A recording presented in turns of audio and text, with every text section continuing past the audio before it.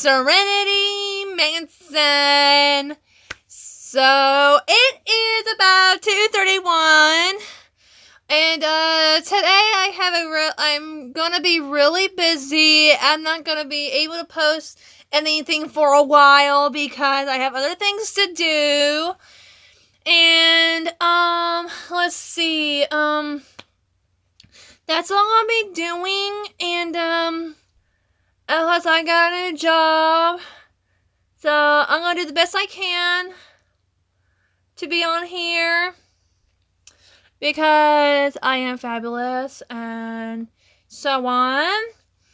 And for the most part, here's a spelling lesson because obviously some of you don't get it. Who is the baddest bitch that won't tolerate any of your bullshit? M-E. Try me. Anyway, so here is part 2 of my reaction of Horror Story Animated. So let's get going.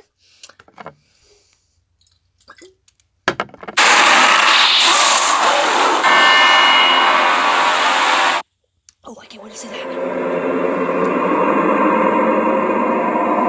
When I was around 14 years old, I always went on the internet, and I had this app called Discord. After a while of having Discord, I met a boy named Luke. We started talking for a while, and one day he asked me what I looked like. Without thinking, I sent him a picture of me. He told me that I was beautiful and that he loved my long dark hair and how I did my eyeliner. I just said thanks, thinking nothing of it. Around a week later, he told me. Okay, so 13 years old, talking to a grown man. That kind of is really suspicious to me. So, I need more drink. I'm not even close to fucking drunk yet. So, here we go. That he loved me, and I felt the same way about him. We had so much in common. Luke was very good looking too. He had a different style from normal people. He wore a mask and always wore the color black. A while later, I realized it started becoming too much for me.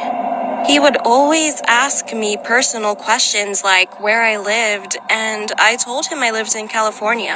He also lived in California and said he wanted to run away and meet me. He said that our relationship was going to get real. We kept talking every day, and he got so overprotective and would text me every few minutes. One day, I was home alone because my parents were on a trip to celebrate their 20th anniversary. I didn't mind until it became nighttime. It was so dark outside, and it gave me the chills. I decided to close all the windows and make sure that the doors were locked. I sat in my living room and watched some TV. After around 20 minutes, I heard a knocking sound coming from the window behind me. I realized I didn't pull the blinds over it and that some kids were probably playing tricks on me. I got up and went to the window. As I got closer, my heart kept beating faster and faster. I looked out the window and no one was there. So I just closed it with the blinds and sat back down. After that, I got a message from Luke. He said, "Let's meet up now." I told him I was busy and that I couldn't, but he said that I wasn't and that he could see me. I felt so afraid and told him to stop scaring me because I was home alone, which I really shouldn't have told him. I asked him how he knew where I lived, and he told me that he looked on Snapchat and found my exact location so he could meet up with me whenever he wanted. I was so afraid. I heard a knock on the door, and a teen boy's voice tell me to open the door. It sounded so attractive, and I knew that it had to be Luke. I stayed still and didn't know what to do. I was home alone, and no one could defend me when I'm alone. I texted him and told him to leave me alone now. Luke knocked again and said he wasn't going to leave. I finally got up and opened the door. There he was, standing there, ever so tall. Oh my god. He smiled and bit his lip and invited himself in. I told him several times to leave, but he didn't listen. Then he went quiet, and I tapped his back. He ripped his mask off to reveal all the scars he had around his lips. I froze in shock and told him to please leave now. I was so angry, I didn't even care. Then he smiled creepily and ran downstairs to the kitchen, and I ran after him. He was holding a knife and then ran after me. I ran outside, hid in the bushes, and called 911 as fast as I could. The police arrived quickly. They found him. But what was even more creepy was that he smirked at me when they took him into their car. I called my parents shortly after and told them everything, and they came home.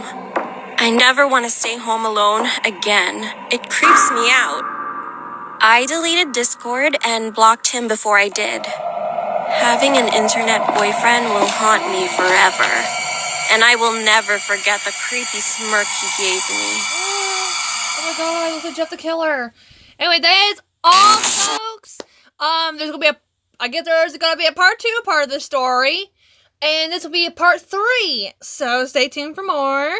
So like, subscribe, do whatever, and yeah. See you all next time.